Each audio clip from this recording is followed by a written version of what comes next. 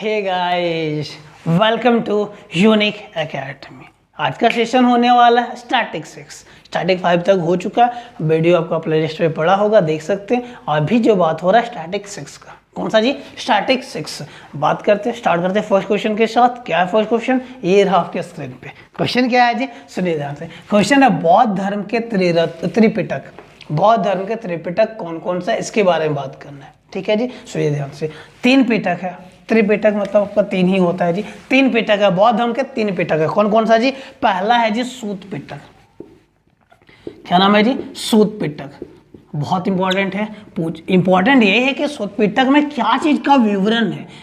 ये तो 3 पिटक का नाम पता है जी, सूत पिटक, विनय पिटक, अभिधम पिटक। लेकिन इंपॉर्टेंट ये है कि कौन सा पिटक में क्या चीज के बारे में विवरण है, ये सवाल पूछा जा रहा है। चलिए जी बात करते हैं इसको लेकर। अगर बात किया जाए सूत पिटक के बारे में, तो सूत पिटक में बौद्ध धर्म के गौतम बुद्ध के उपदेश को संकलित किया गया। मतलब अगर बात किया जाए इसमें आपका सूत पिटक में क्या चीज है जी? आपका गौतम बुद्ध के उपदेश को संकलित किया गया। गौतम बुद्ध के उपदेश को संकलित किया गया। गौतम बुद्ध के उपदेश को इसमें लिखा गया। गौतम बुद्ध के उपदेश को संकलित किया गया। कंप्लीट है यहाँ तक जी? आगे सुनिए। अगर बात किया जाए इसमें आपका, ये जो आपका है बौद्ध धर्म का जो पहला संगीति हुआ था, ये बहुत इंपॉर्टेंट है, सुनिए ध्यान से।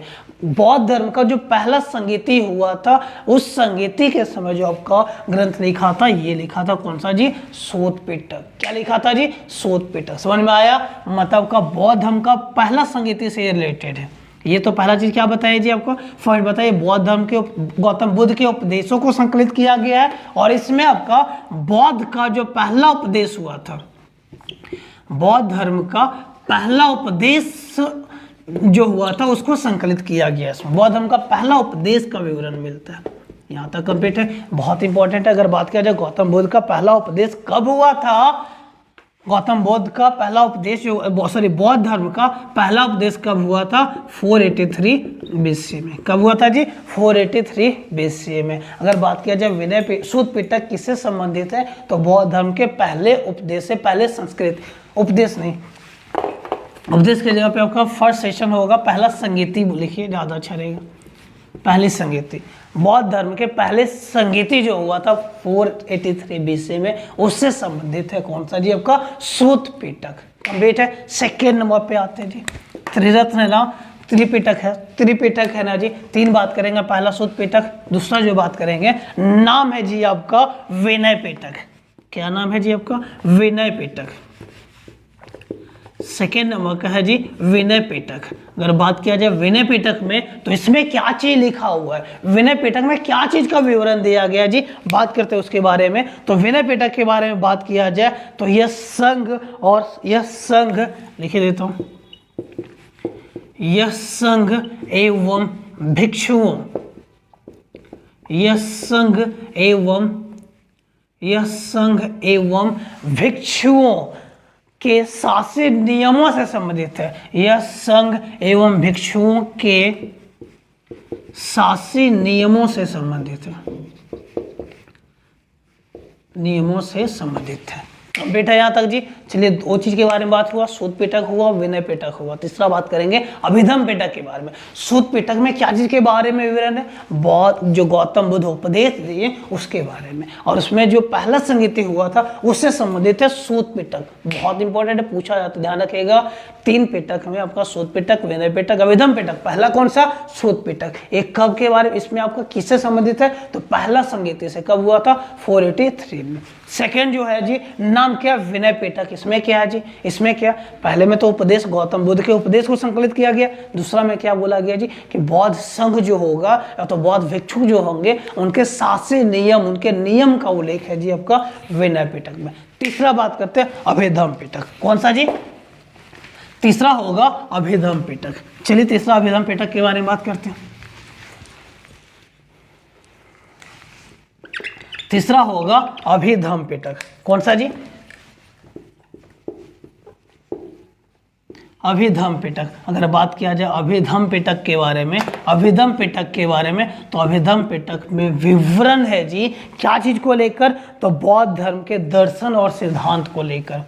बौद्ध धर्म के बौद्ध धर्म के दर्शन और सिद्धांत को लेकर, बौद्ध के दर्शन और सिद्धांत का विवरण किसमें है जी? अभेदम पिटक में। तीन चीज बताया जी, विनय पिटक, सूत पिटक, अभेदम पिटक। विनय पिटक में गौतम बुद्ध के उपदेश, आपका सूत पिटक में गौतम बुद्ध के उपदेश। विनय पिटक में क्या चीज था? विनय पिटक में था जी संघ और भिक्षुनिक जो रहेंगे उसके शासिक का नियम। और तीसरा में अभेदम पिटक में क्या है जी? बौद्ध धर्म के दर्शन और सिद्धांत। कंप्लीट है जी। अब बढ़ते हैं सेकेंड क्वेश्चन की ओर। चलिए जी, नेक्स्ट में क्वेश्चन नंबर सेकंड काफी मजेदार है, यहाँ से भी सवाल देखने को मिलता है। क्या है जी सवाल? सुनिए ध्यान से। सवाल है जी आपका, चोल, चेर एवं पांड्य वंश, कौन सा जी आपका? चोल, चेर एवं पांड्य राज्य के प्रतीक चिन्ह क्या थे प्रतीक, उसके बारे में बात करेंगे। तो सुनिए ध्यान से। अगर बात किया जाए जी आपका चोला डायनेस्टी का, चोल डायनेस्टी का, चोल वंश का, चोल राज्य का प्रतीक चिन्ह था जी टाइगर। क्या था जी आपका? टाइगर। क्या था जी आपका? टाइगर। अगर बात किया जाए चोला डायनेस्टी के बारे में, चोल वंश के बारे में, तो ये आपका नॉर्थ एंड सेंट्रल तमिलनाडु से था। मतलब आपका अगर बात किया जाए कि आपका चोल वंश कौन सा क्षेत्र में राज्य किया था, तो बोल सकते हैं जी आपका उत्तरी तमिलनाडु में, उत्तरी एवं मध्य तमिलनाडु वाले क्षेत्र में। यहाँ तक कंप्लीट है जी। ये कौन सा क्षेत्र का से संबंधित है जी आपका? तमिलनाडु वाले क्षेत्र से। कौन सा क्षेत्र से जी? तमिलनाडु वाले क्षेत्र से, तमिलनाडु का उत्तरी वाला हिस्से से। यहाँ तक कंप्लीट है जी। यहाँ तक समझ में आ रहा है जी। नेक्स्ट अगर बात किया जाए इसका कैपिटल क्या था जी? इसका कैपिटल हुआ करता था उरेयूर। क्या कैपिटल हुआ करता था जी? उरेयूर। यहाँ तक कंप्लीट, यहाँ तक समझ में आ रहा है जी। चलिए अब बात करते हैं आपका चेर के बारे में। किसके बारे में जी? चेर वंश के बारे में। अगर चेर वंश के बारे में अगर बात किया जाए तो चेर वंश का चिन्ह था जी आपका तीर धनुष। क्या था जी आपका? तीर धनुष। इसका चिन्ह क्या था जी? तीर धनुष। यहाँ तक कंप्लीट है। आगे सुनिए, अगर बात किया जाए चेर वंश के बारे में, चेर वंश कौन सा एरिया में शासन किया था? तो ये मुख्यतः केरला वाले क्षेत्र में। किधर जी आपका? केरल वाले क्षेत्र में। ये मुख्यतः केरल वाले क्षेत्र में आपका ये शासन किए थे। यहाँ तक कंप्लीट। तीसरा अगर बात करेंगे चेर का कैपिटल क्या हुआ करता था जी? चेर वंश का कैपिटल क्या हुआ करता था? तो कैपिटल हुआ करता था वंजी। क्या कैपिटल हुआ करता था? वंजी। देखिए ध्यान से, 3 पॉइंट बता रहा हूँ। सबसे पहले चोल था, उसका चोल साम्राज्य था, उसका चिन्ह क्या था जी? टाइगर। अगर बात किया जाए उस कौन सा एरिया में शासन किया था? तो उत्तरी तमिलनाडु वाले क्षेत्र में। उसका कैपिटल क्या हुआ करता था? उरेयूर। अगर बात किया जाए चोल आपका चेर के बारे में, चेर का चिन्ह था जी तीर धनुष। क्या था? तीर धनुष। कौन सा एरिया में शासन किया करता था? केरल में। इसके अलावा बात किया जाए इसका राजधानी का हुआ करता था चेर वंश का, चेर डायनेस्टी का, तो क्या बोलेगा जी आपका? वंजी। कंप्लीट है जी। थर्ड है कौन सा है जी? थर्ड है आपका पांड्य। चलिए बात करते हैं पांड्य के बारे में। तो सुनिए ध्यान से। तीसरा कौन सा है जी? पांड्य। अगर बात किया जाए पांड्य राज्य के बारे में, तो ये आपका इसका चिन्ह हुआ करता था जी आपका फिश। क्या हुआ करता था? मछली।